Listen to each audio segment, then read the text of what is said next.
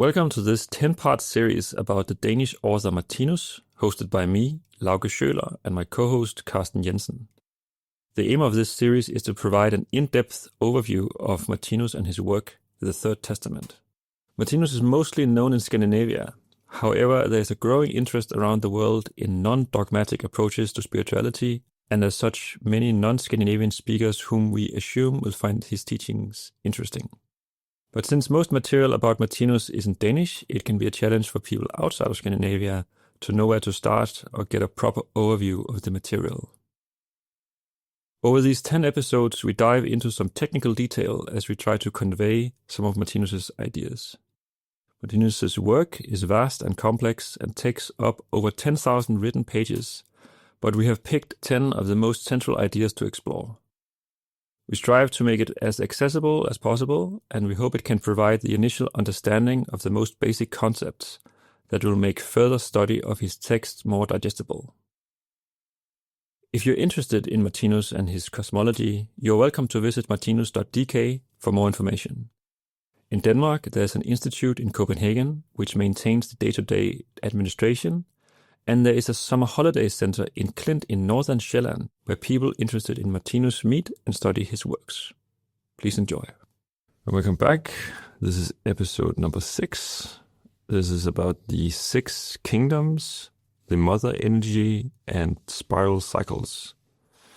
And for a visual aid, which might be very helpful in this episode, you can look up symbol number 14, which shows the spiral cycle through the various kingdoms. Yes, and perhaps before we go into the spiral cycle, we should talk about what Martinus calls the principle of cyclicity, which is a kind of fundamental structuring principle in life in general. Yeah. And so, we all know, for example, we have the daily cycle, day and night, and we have an annual cycle. Yeah. But also, if you go into the microcosm, you have a cycle of breath, for example. Yeah. Inhalation, exhalation. You have the heartbeat. That's the cycle as well. Yeah. So there are all these, you could say, life. I mean, the kind of universe that Martinus is describing is vibrational. Yeah. It's cycles in different frequencies, all the way up and all the way down. Yeah. And so if you look at you have the daily cycle, you have the annual cycle. You can also look at the whole life and the cyclicity between incarnation and discarnation as a larger cycle. And then, according to Martinus, there are these huge cosmic cycles, evolutionary cycles. That where he uses the term the spiral cycle, and that's because, just like, even though there's a principle of repetition, say in the daily cycle, but no 2 days are ever the same, and the same with reincarnation. No 2 lives are ever the same, and so also there's this spiral cycle, and it's a spiral cycle because it's open. Whenever there's a repetition of this evolutionary cycle, it's there's a renewal, there's a novelty somehow that happens all the time. Yeah.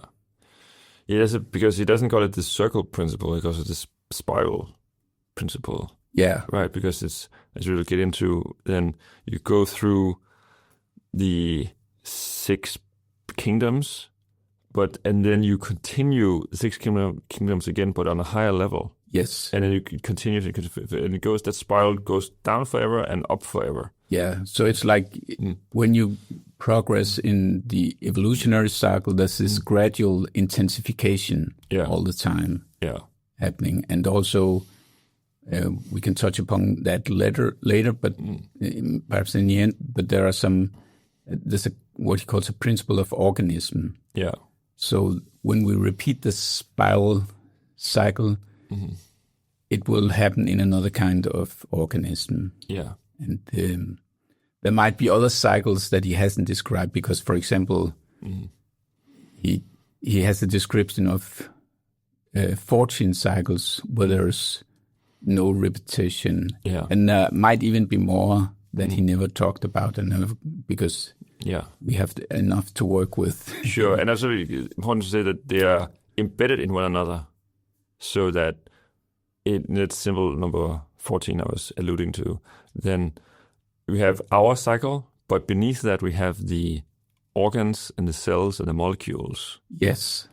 Which and he's mentioned that, and also above us you have the planet and the solar system and the galaxy. Yes. And he says that what has an effect on us is usually this three most closest cycle beneath us and the three closest cycles above us. Yeah. That everyone is embedded in everything else. Yeah. So one part is the microcosm, the other part is the macrocosm. So we need the microcosm to have a body, to have an organism to manifest in the physical world.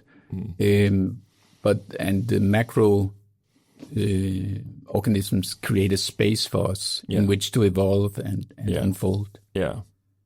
And then, of course, it's like you say that each cycle can be divided into these 6 stages that we've talked about before, because they're related to the basic energies or basic faculties of consciousness. Yeah, exactly.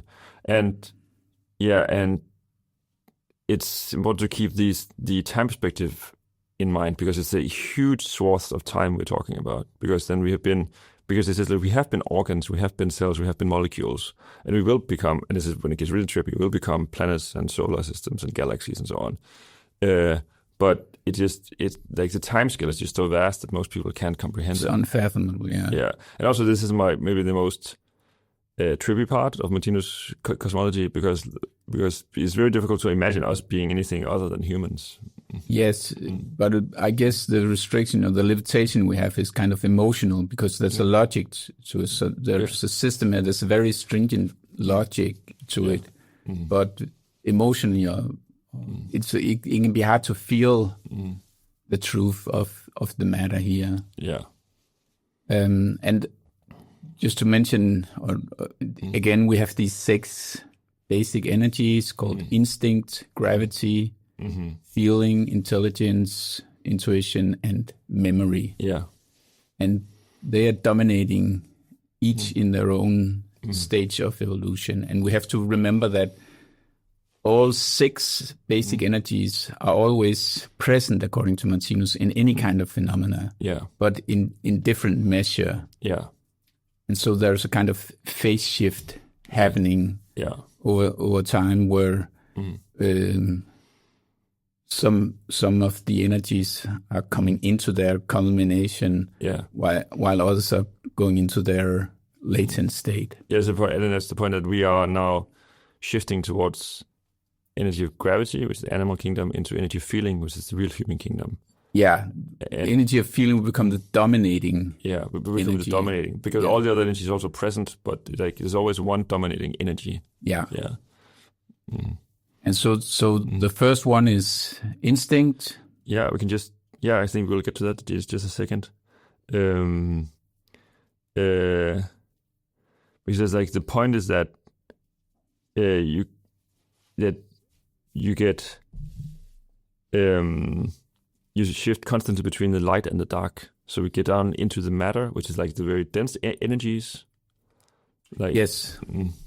Yeah. So you relate that to, for example, the daily cycle. You have midnight, you have midday. Yeah.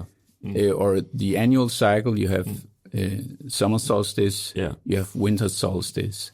So there's all the time this, and even in the larger evolutionary. Yeah.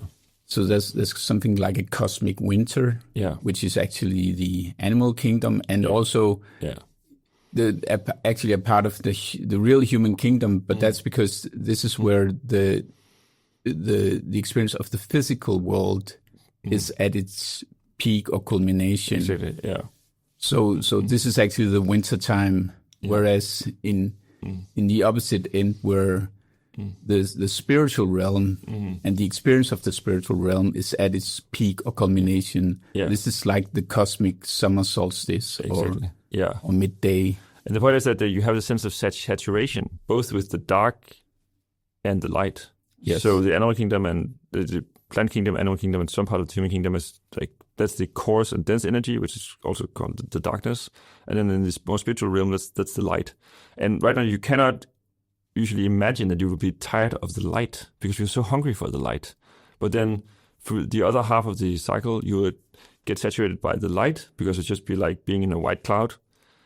And then you long for going down into the coarse matter again. And then this constant cycle renews itself endlessly. Yeah, and maybe you should mention here that according to Martinus, there's actually only one force in the universe, and that's the desire of living beings. Yeah.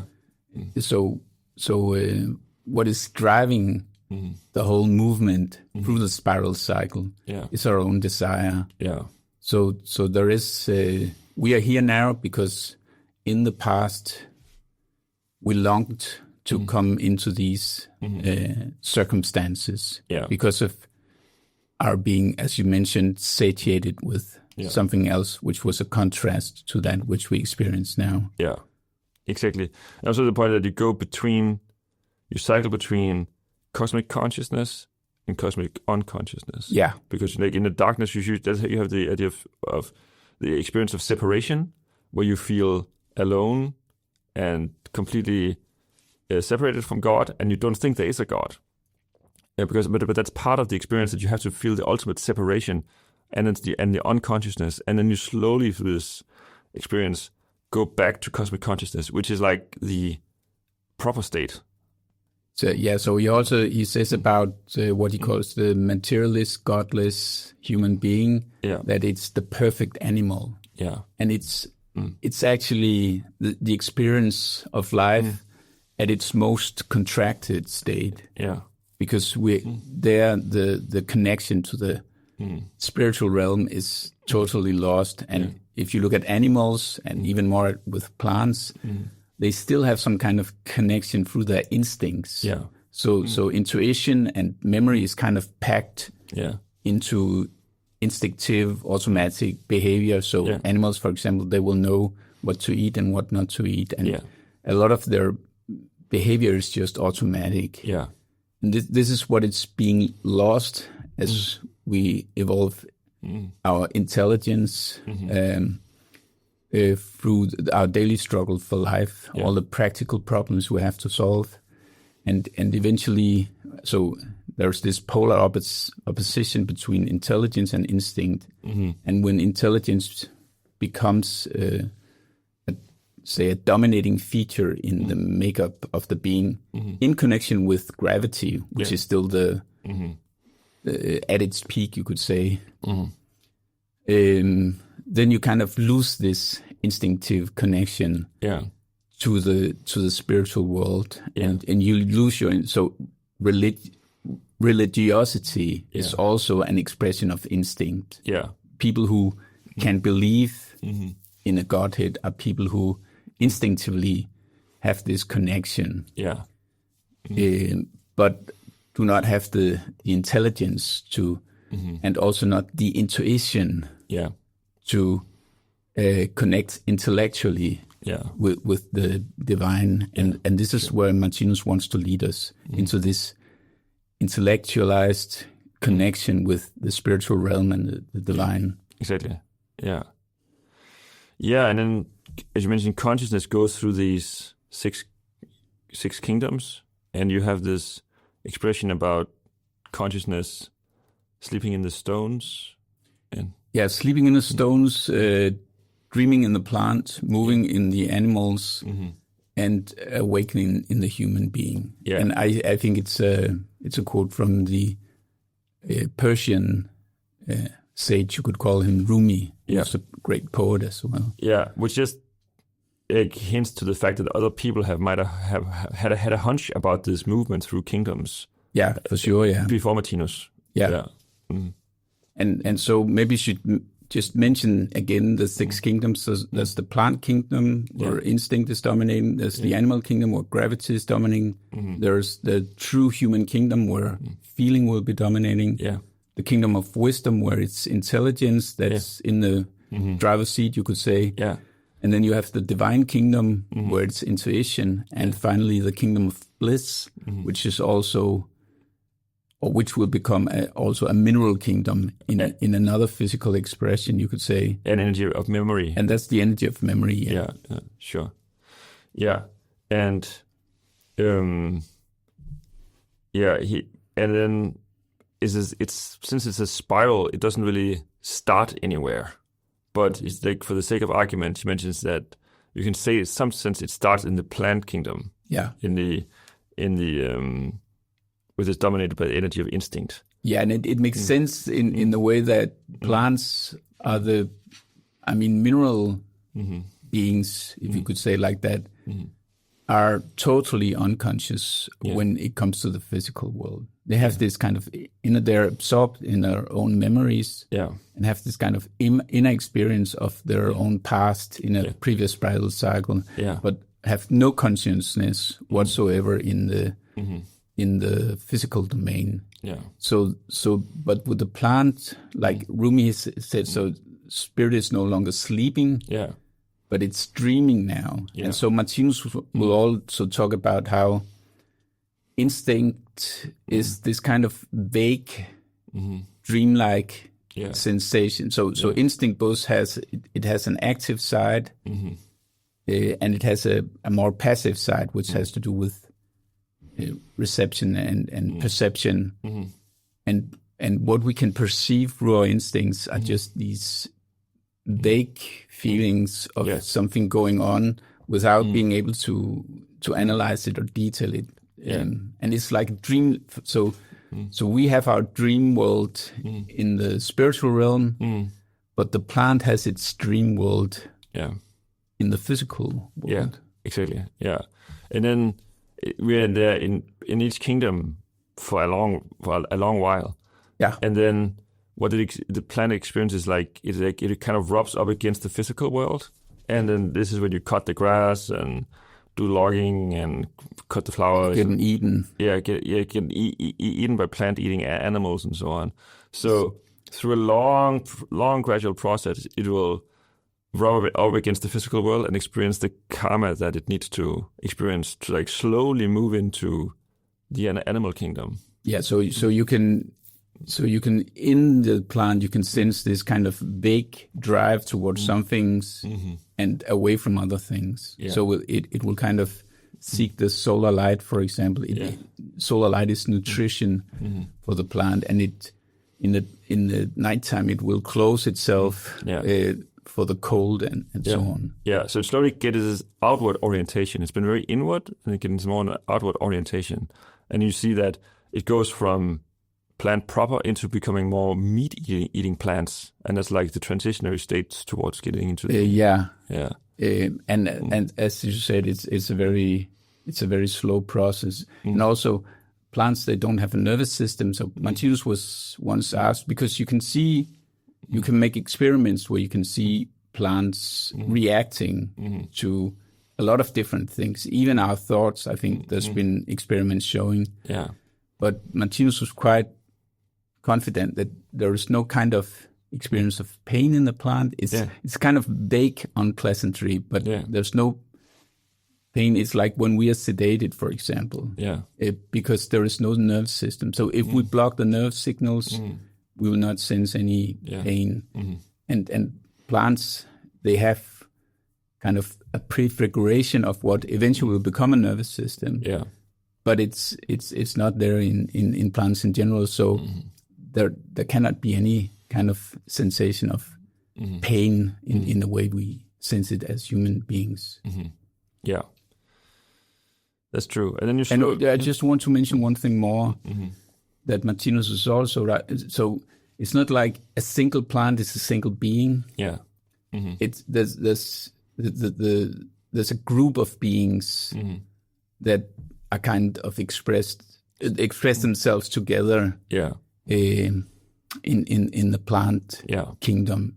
So that this is a different answer. That I think that even to a certain extent goes on also into the animal kingdom. That you have this kind of group mentality and individualization where there's one particular living being in incarnation in one body, you could say, is something that happens in the animal kingdom. Sure. Yeah.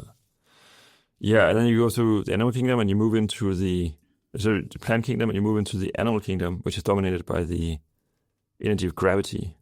Maybe you want to mention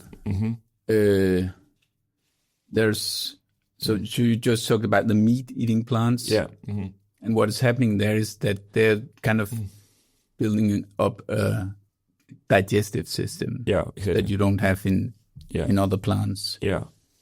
And the energy of gravity is what is dominating. Yeah. So you get this element of gravity. You already have that in the plant kingdom. Yeah.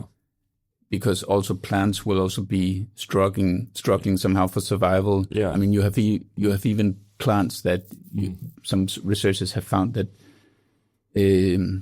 say if there's too much of a particular kind of animal eating a plant, they can sometimes evolve poisonous what do you call it, drugs of a kind that will kill some of the animals to protect themselves. So there is, you could say, the tendency in plants for this struggle for life and the kind of competitive, because the energy of gravity is still there in the plant. It's just not dominating yet. But once you start to build up this digestive system, we start to think with our stomach in a sense. And we also later on there comes a nervous system in that's the difference between animals. So there's a small element of intelligence as well, and an ability to have a detailed experience of our physical surroundings. Yeah, that slowly develops. Very gradually. And then moves into the animal kingdom, which is overshadowed by the energy of gravity, which again is not the same as gravity in Newtonian sense, but it's the energy of explosion, aggression, and self-righteousness. Hatred. And killing. Yeah, because that's the killing principle, and that's what we mentioned in the previous episode about the pole transformations. It's about this idea of me and the egotism, and I want to get that thing, which is usually access to the opposite gender. So there's this struggle not only for survival, but also, of course, it's part of the struggle for survival that you need a mate for the purpose of procreation. So that becomes a factor that you just have to watch some kind of documentary about things happening in nature. And you can see from early morning to late night, it's just all this struggle. For, when it's the mating season, you see all these males fighting each other to conquer the females and so on. And also sometimes you see the same happening between females of a particular species, that they will struggle and fight each other. In different ways. Different ways, That's true, and it's also, because that's where you have the two poles are maximally separated, as you mentioned in the previous episode, and you have this maximum sense of separation from God. As I mentioned before, because once wins into the perfect animal. Perfect the godless. And this is where it culminates in the atheist human in the latter half of the animal kingdom, where we feel this: you are a complete separate individual in a pitiless, indifferent universe. Yes, and this is also where the intellectualization of the principle of killing is culminating. So we have all the whole industry of creating methods of execution, you could say. All different ways that we can kill each other, and in larger and larger measure, culminating, of course, with the atomic bomb, which is the most kind of dramatic, an extreme culmination of the killing principle. Yes. And it has been in use. So World War I and II, of course, were a part of this culmination, and Martinus would also talk about a third world war happening, at least in parts of the world, that eventually will end, in his view, the reign of the superpowers. Yeah. So this might not be so pleasant to think about, but Martinus would underline that we need these experiences to come into another mode of experience. Simply, so as long as we still have this power struggle going on, it has to culminate in something that can make us wake up to another kind of reality that we want to build for ourselves in cooperation. Yeah, it's mentioned also that self-righteousness and righteous anger, that when you're in the animal kingdom, those feelings feel very real. Yeah. It's like, oh, I've been wronged, I've been slighted, I need to correct that, and I need to take revenge. And that in the animal kingdom, that feels totally natural. But then you have to think that that's just a residue from the animal kingdom. And also this is where intellectually the understanding of the principle of cyclicity with incarnation and reincarnation and discarnation and so on, this cycle, and also the principle of karma, that there are these karmic arcs. Everything, according to Martinus, moves in circles. So everything that is manifested will eventually return to its source of manifestation. And so in a way we create or at least cooperate in the co-create, you could say, the world that we experience. It's not coincidental, according to Martinus, that we have the particular circumstances we have. And this is something we need to learn and understand to rid ourselves of this self-righteousness that you're talking about, and the kind of victim mentality that goes along with it. And as we're speaking, I mean, also wars are going on right now, and dreadful, horrible things. We don't have to mention the details, but a lot of horrible things are going on right now. And especially, a lot of that could be attributed to self-righteousness. It's like, look, the other guy has been so evil to us. We need to get back at him. Yes, for sure. Yeah, that's interesting. And also, maybe we should just mention briefly that also it's the idea that you have to defend yourself by weapon or protect yourself by weapon. So it's not necessarily aggression.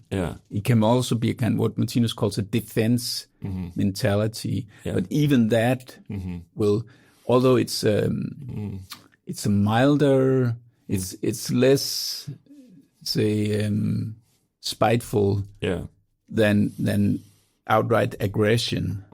So, for example, in Second World War, it was quite evident that the Axis allies were, what do you call them? The Germans and the Japanese. The Axis powers. They were the aggressive part. They were those who wanted to expand their territory, and the rest of the world were necessarily defending themselves against that. And Martinus would argue that this is closer to the principle of love than outright aggression. But still, it's not the ultimate goal of our evolution. There we have to look to the Christ, and we'll come back to that. And the kind of symbol that he's become on the way that perfect human beings would respond to aggression. Exactly, because he also mentioned very explicitly in the Book of Life that if you do so-called self-defense, in quotation marks, that's the tricky part, because then you're just recycling the karma. For sure, yeah. Because just labeling that as self-defense doesn't really help anything, because it's still so-called bad energy that you keep recycling. When then usually people ask, well, what if somebody comes and wants to kill my child or whatever? And he says, well, you can also always use protection. You can walk away, you can call the police, maybe you can shoot them in the leg if that's the only option you have. But this idea of like getting back at people. Revenge, yeah. Revenge.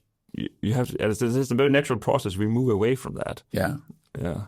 And now we are gradually sliding from the animal kingdom into the true human kingdom, which is the next one. Yeah, I just want to mention that you have a lot of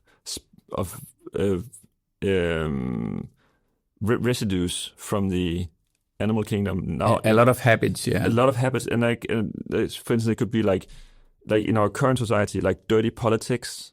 That, for instance, like it's somehow a custom or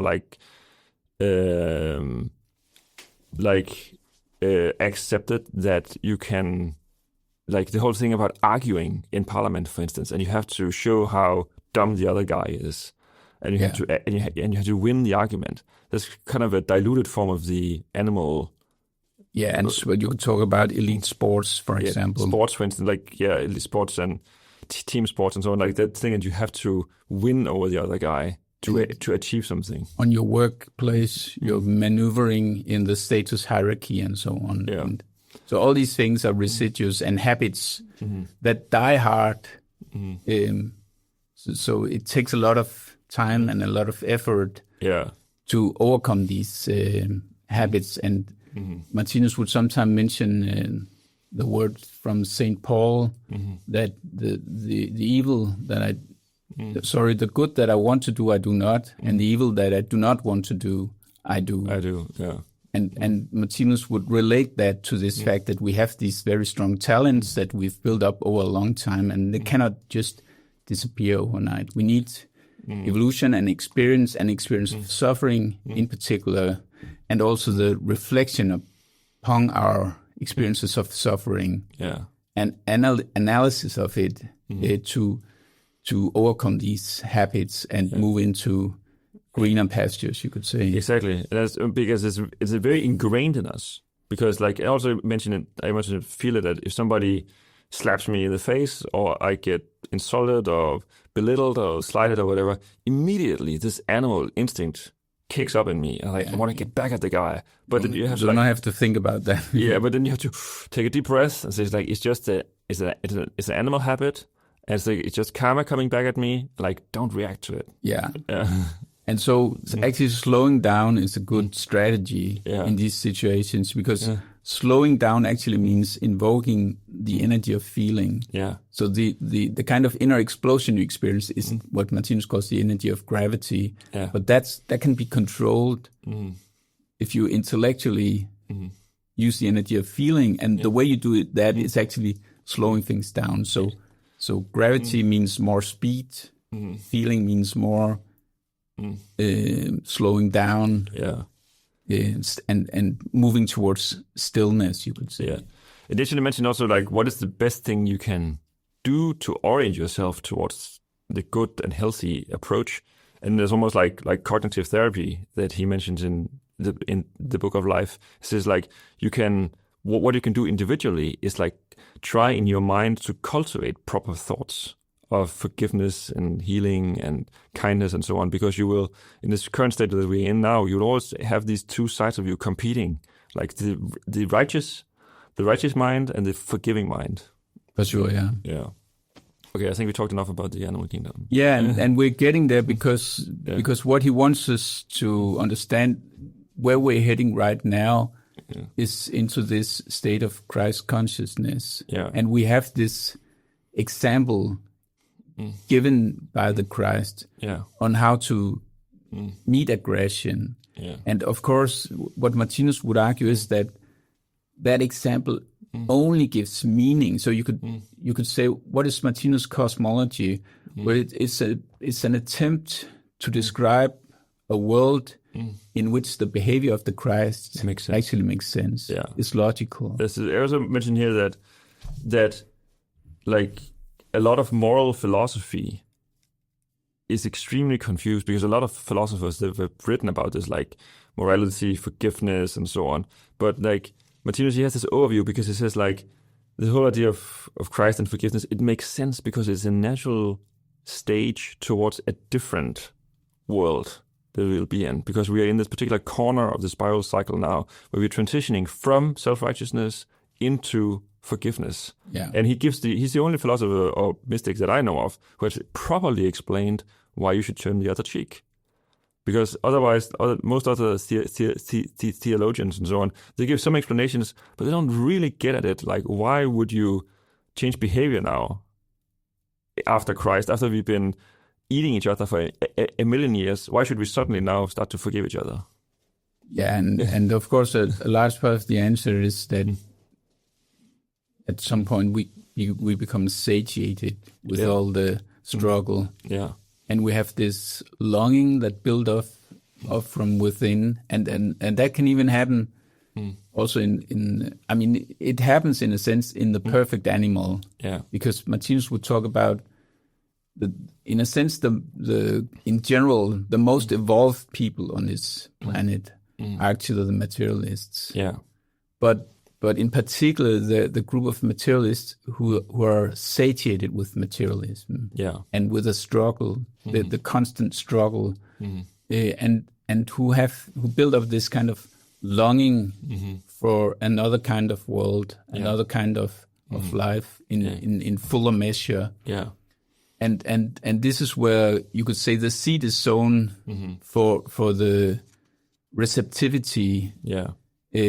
For these analyses that are given by Martinus. It's given as an aid to help us into this, to help us transitioning into the Christ consciousness. Exactly, because he writes for what he calls humane materialists, people who are fed up with killing and harm and egotistic materialism, and who say there must be more to this than just chasing around in the hamster wheel.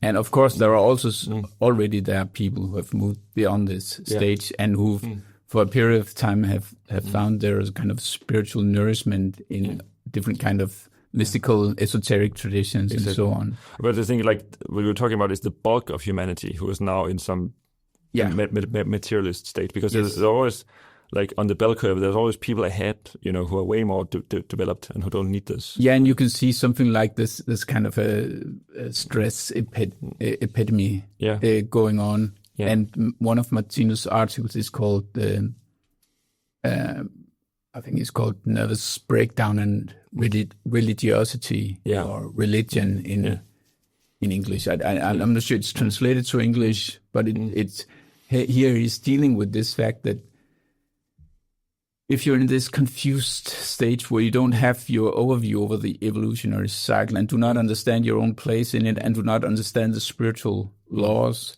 it's only natural that it will lead to some kind of nervous breakdown. And we see more and more people actually experiencing that and finding it harder and harder to function in everyday life. Exactly. That's what we see. Like most depressed people are what you could call hamster wheel atheists, who are just completely lost in the struggle, which doesn't, like in our modern society where we have the standard of living that we have, we don't have to struggle that hard actually. But if you're completely lost still, like by habit, you're lost in this idea that you have to struggle against other people, and there's essentially no meaning to anything. And you have the ultimate sense of separation. It's a perfect recipe for getting depressed. Yeah, and so the kind of recipe that Martinus suggests is, first of all, that we start to study these spiritual laws, and it's for this purpose that he's given his work. But also he recommended very strongly, and we'll come back to that in a later episode, using prayer to use it even though you don't believe in it. It's actually immaterial somehow whether you believe in it or not. It shouldn't bother you. But and also a lot of people actually have the experience, even if they're convinced materialists, that if they experience something very drastically or dangerous, they actually instinctively start to pray. And Martinus believes that we have this principle, this kind of natural principle that is always within our reach, and so studying these the laws of life, even in his work, but also of course also you find at least aspects of it in a lot of other works, is a recipe. And then he would talk about that to understand his work, you have to practice it. Yeah. So he wants to invite us to practice forgiveness. Yeah. And this is one thing that he would underline again and again and again. And he mentioned this place in the Bible where it said that you should not forgive 7 times a day, but 7 times 70 times or something like that. Yeah. So he really strongly advocated that we practice forgiveness as a method, as a spiritual practice, you could say, and prayer and study of the laws of life and observation in our everyday life of these laws. Try to come to a place where we, from within, actually experience that this is how things are working. Exactly. And if we do that, and it's not something that can be achieved in a single lifetime. So Martinus talks about within the next 3,000 years, the whole of humanity will gradually move into Christ consciousness. Some of the most advanced beings might start already now, who knows, or in a couple of lifetimes, but the bulk of humanity will move into the state over the next 3,000 years. Yeah. So we have also to be patient. And what we'll experience in this true human kingdom, so maybe we should talk about that now. Yeah, sure. It's a new kind of being. So first of all, we'll gradually evolve into become these androgynous beings. Yeah. And physically, we'll be androgynous also. Yeah. And we'll acquire some capacities that seems fantastical right now. Yeah. For example, we will no longer need procreation as a method of incarnation because we'll be able to materialize. Yeah. That may sound a little fantastic, to say the least.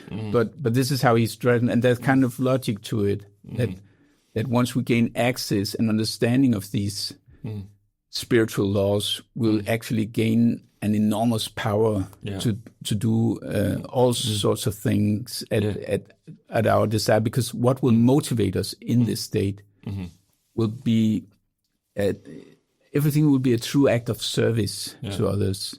Our only desire will have become so satiated with the struggles in the animal kingdom that our strongest desire will be to do something that benefit other people and other beings in general. Then we move from being completely selfish to completely selfless. Yes, and that's the important part that in the real human kingdom, then the whole planet has become cosmically conscious, and it achieves Christ consciousness, and is also populated by a population of humans who have cosmic consciousness. Yes, and it's a completely natural state in spiritual evolution that happens on like billions of planets before us and billions of planets after us. Yes, so again, it's like the daily cycle or the annual cycle. We're simply we're moving towards we're moving from the winter time towards springtime, you could say, in the cosmic cycle. Yeah, and even though so in a sense the human kingdom is also the winter time. But it's a beautiful winter time. Yeah.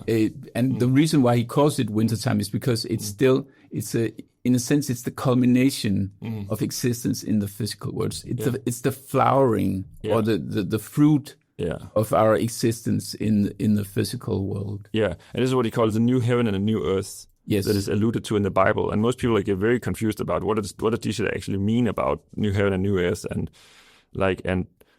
there's like, in my kingdom is not of this world, and all these phrases in the Bible that hints towards something better. And most people had a hunch through the ages that something better is going to come, but then Martinus actually describes it, that we're going to have this like one planet society where everybody's like a Christ being, and it's going to be extremely morally developed. Where if everybody behaves like Jesus, you don't have to log your bike, and there's going to be no police, no crime, and nothing. It's going to be a paradise on earth.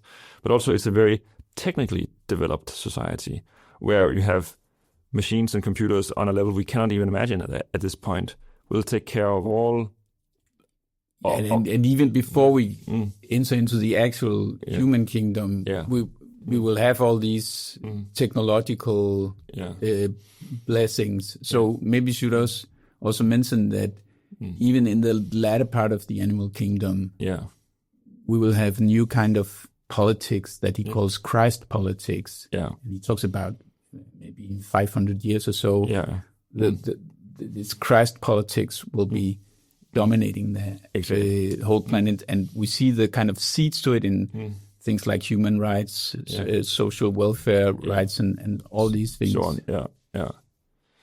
yeah, that's true. So we have like first like Christ politics in a couple of 100 years, and then you have most people having cosmic consciousness. The bulk of humanity will have cosmic consciousness in around 3,000 years, and then you'll have this paradise on Earth for quite a while. Yes, and a new Earth means it's an Earth in a new state, and a new heaven means it's a new kind of mentality. So it's the Christ mentality, where everyone is serving everyone. And also we have a new kind of sexuality that we touched upon last time, where what is now known as the foreplay will become the main thing, basically. And we will have a much greater sensitivity to touch and so on. So we'll be in a rather blissful state all the time. And that's also what he mentions, that it's a natural development. And he says that this hunger, this urge that many people have now on Earth for paradise, and people have had that, and it's been manifested in various ways through the last 1 or 2 centuries, that people have this very strong desire for utopia. That's not random. It really comes from somewhere, but it can only culminate when we are very moral and very technically advanced, because the utopia will arrive. Because nowadays, if in the political realm, if you mention the word utopia, most people go like, "Oh, be careful! It's going to be communism," and because they think it's impossible. We're going to be stuck in this capitalist world forever. But it says no, because we will be so advanced morally and scientifically that all the evils of capitalism will just recede into the background at some point. Yeah, and also we could mention that, I mean, what will change? So you mentioned this fact about the Earth being itself moving into Christ consciousness. And that means that if there is a group of people who are not sufficiently satiated by killing each other, there will not be preconditions for them to incarnate on this planet. So they'll have to incarnate on other planets that are lacking behind in the evolutionary cycle. So that's the real human kingdom. Most of it is physical, but in the latter half of that, he doesn't give exact numbers, but in the latter part of the real human kingdom, it's going to transition to being almost completely spiritual. So everybody's going to discarnate permanently away from that physical state. Yeah, and also we could talk a bit about nutrition. So we will, in the true human kingdom, we will, in the first part, eat fruits, but also breath. Our breath will develop and will become even now breath is a part of our nutrition. Sure, But in the latter part of the human kingdom, will be the main thing. So the digestive system will simply disappear, vanish and disappear gradually. And then we move into the springtime, you could say. So we move into these spiritual realms. And we've talked a lot about this latter part of the animal kingdom, because this is where we are, and we can identify with this longing for a better world. And when we come to the spiritual realm, there's a lot less to say, because Martinus also felt that it was unnecessary to. I mean, even the true human kingdom sounds fantastic enough from a current perspective, but he went into some details of what will happen in the next kingdom. So the kingdom of wisdom, he calls the workshop of the Godhead. We'll just get to that right here. There's an important point you made, that he spent most of his time writing about the physical aspect of our current life and societies and the relations between people. And he could have written a lot about the spiritual world, But he doesn't do that because he wants to explain to people who are in this current state, in the current gulf between the animal kingdom and the real human kingdom. Explain the mechanics about what that world looks like. Yeah. And he doesn't spend that much time explaining the more abstract parts of the spiritual world. But we will get into that a little bit now. Yeah, so the kingdom of wisdom is the workshop, he calls it. And this is completely spiritual, right? Yeah. So it's not non-physical. Yeah, so it's development of ideas and all kind of technologies. Yeah. And you could also say what we start to do when we enter into these spiritual realms is that we actually start to prepare our next physical incarnation in a faraway future. So we'll be preoccupied with kind of developing new forms of organisms and technologies and art forms and things like that. So this is the main occupation in the kingdom of wisdom, as he described it. And just to give an overview for the listener, it's like you have the physical part of the spiral cycle and you have the non-physical part of the spiral cycle.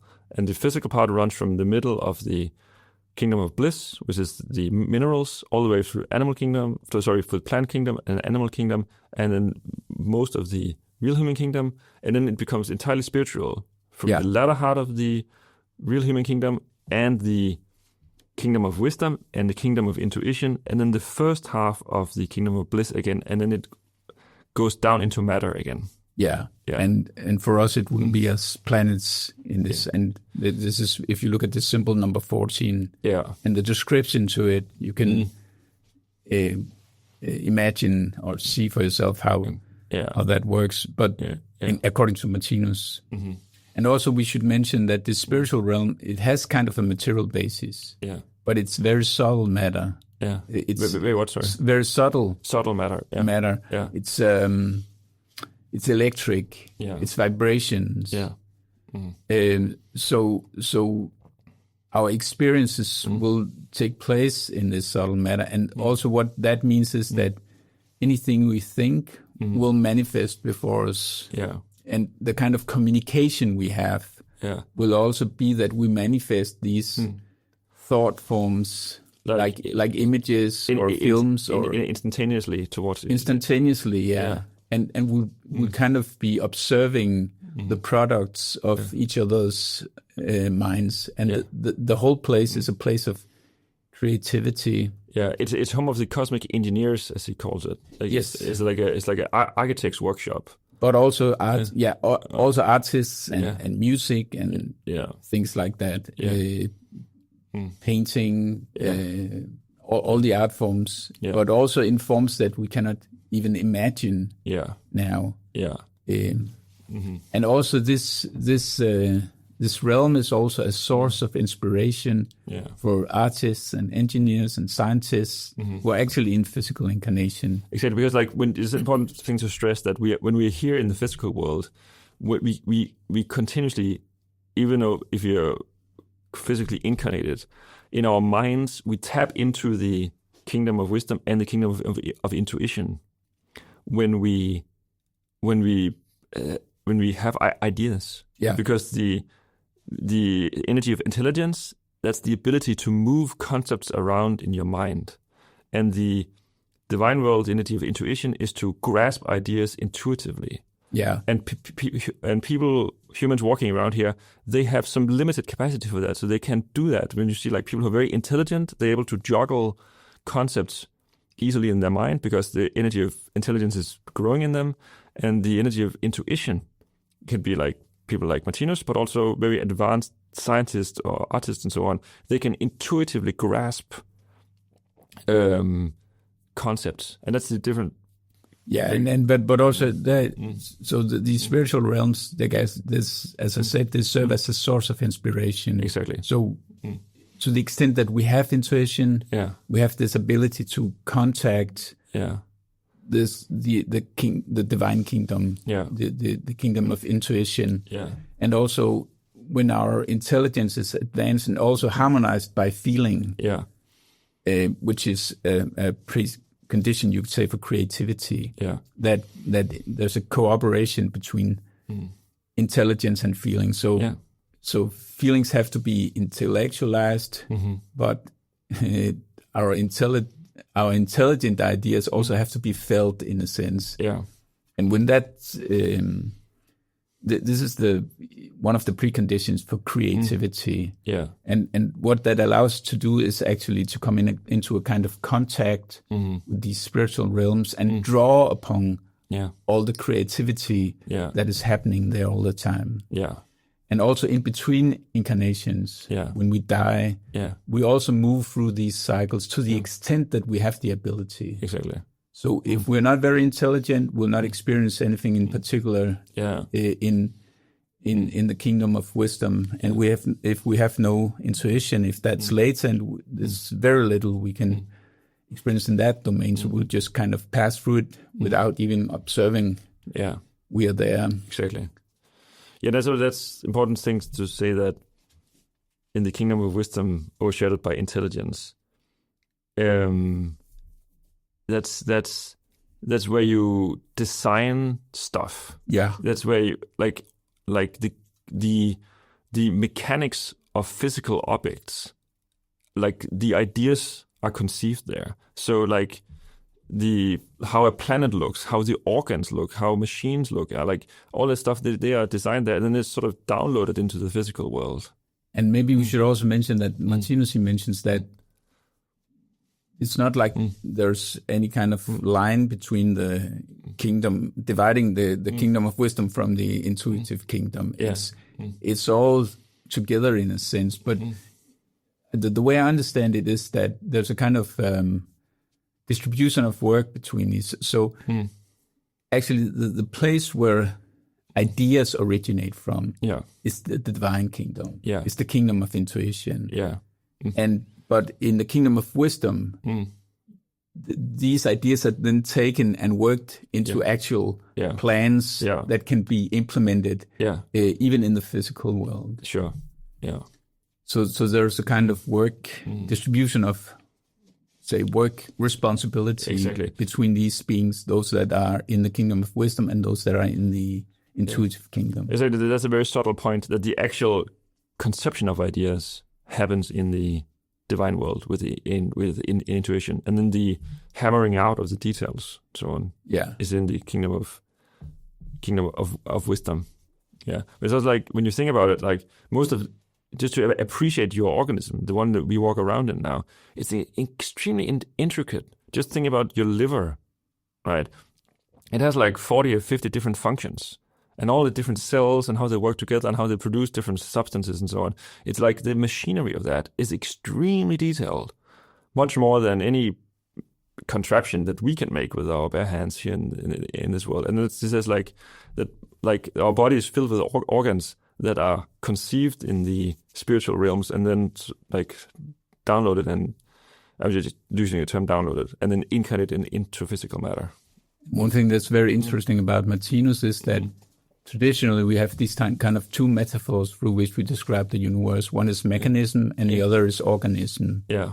And Martinus kind of connect the two, because he's not seeing this kind of a gradual development from machines to organisms. Yeah. And in a sense, the way Martinus see it, organisms are advanced machines using living creatures as the material through which the machines, you could say, are implemented. Yeah. But there's not this very sharp distinction between machines on one side and organisms, of course, on the other side. Yeah. And so machines also have their kind of origination in the kingdom of wisdom.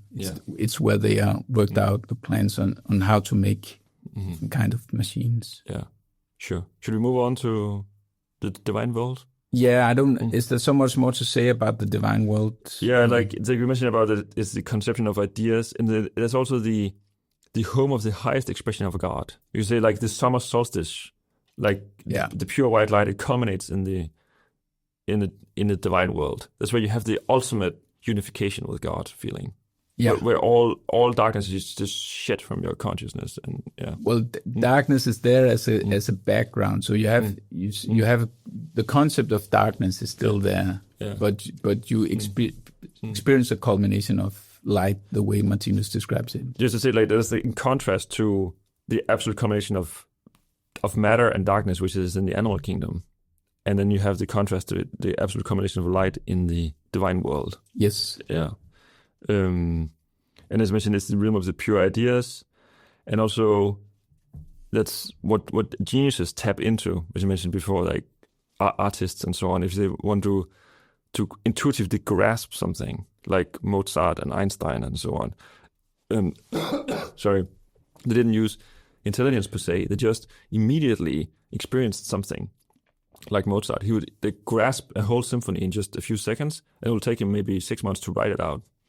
Yeah, and then also perhaps you could mention Martinus here, because his source of inspiration was the kingdom of intuition, or the divine world. Yeah. But in this inspiration, there was no structure, no form. Yeah. So he needed, you could say, the kingdom of wisdom as a source to work out this inspiration into these detailed analysis and the symbols that he makes. So this is also a way to describe the way that there's a cooperation happening between the kingdom of intuition and the kingdom of wisdom. Exactly. But it's the kingdom of intuition is the peak in the spiral cycle. It's peak experience, like when you culminate with God in the light. It's a peak of creativity, you could say. Yeah. And also, like, that's also like the summer period, as he explains, like in the big so-called yearly cycles in quotation marks, that the animal kingdom is in the first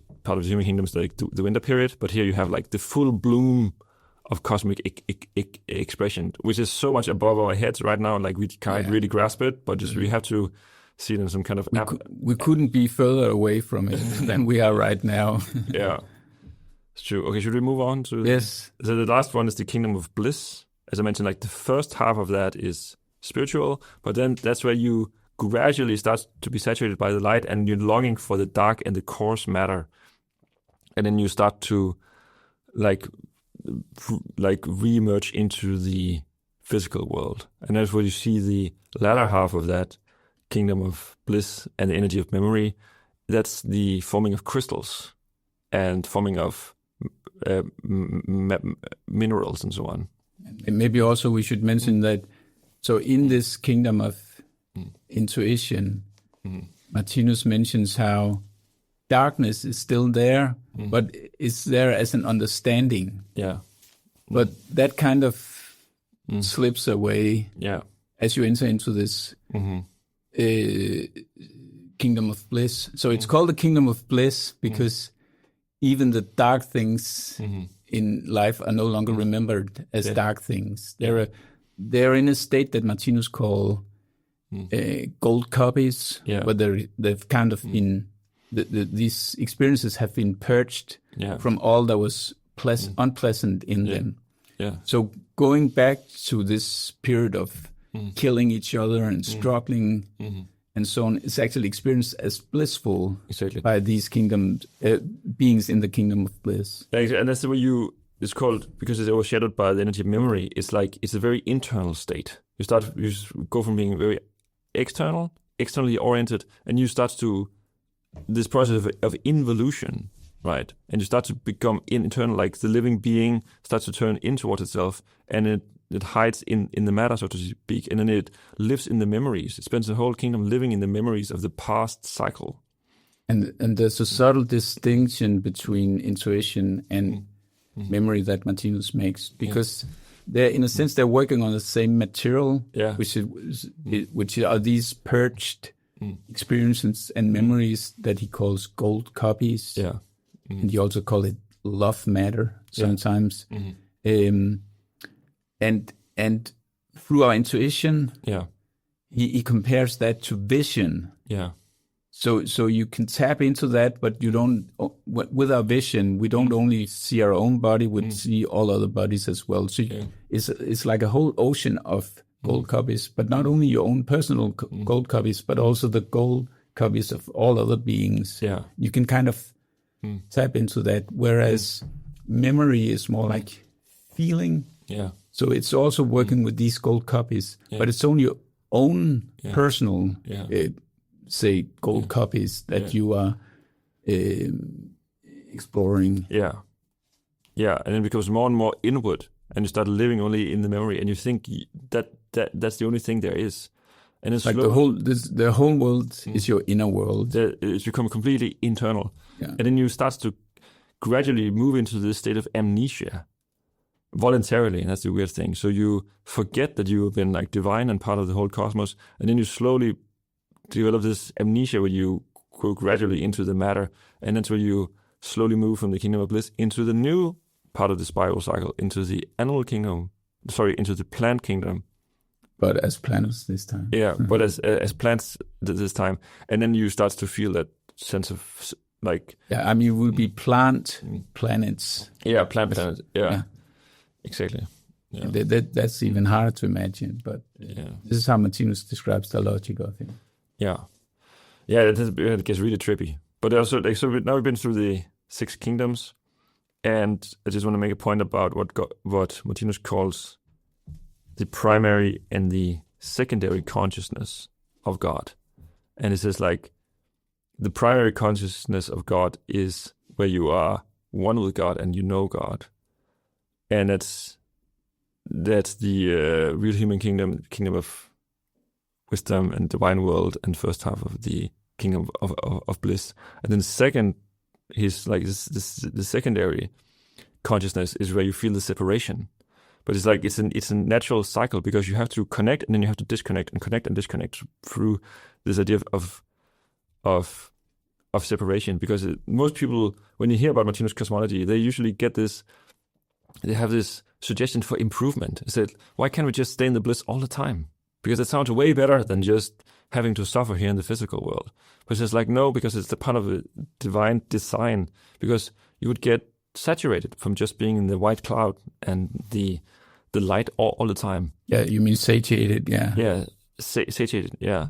So it's like, so the secondary consciousness, when you are separated, is part of the big plan, because you need like a kind of a pit stop to feel the contrast. Yeah, no, also it's to renew your individuality. Yeah. Because that is, it cannot be totally lost according to Martinus, but it would be lost if we weren't able to move into the darker spheres again and experience this separation from the divine. Yeah. So it's to renew our individuality and thereby also our capability for having new experiences. Yeah. So the kind of basic leitmotif is this need to continuously renew our experience. Yeah, exactly. All right, so we've been through all those kingdoms, and those are the 6 basic energies, but then there's a 7th energy he mentions called the mother energy. Yeah, and we touched upon it yesterday, where we, or in our last episode, where we went through these the structure of the living being, because the mother energy is kind of the creational and experiential principles that are kind of allow for the regulation of this whole spiral cycle. Yeah, and it's an indirect energy that you don't experience directly, but it kind of keeps the others in check. Yeah. Yeah. Mm-hmm. Yeah. Yeah. Anything more to add? No. I think we're there. All right. Thank you.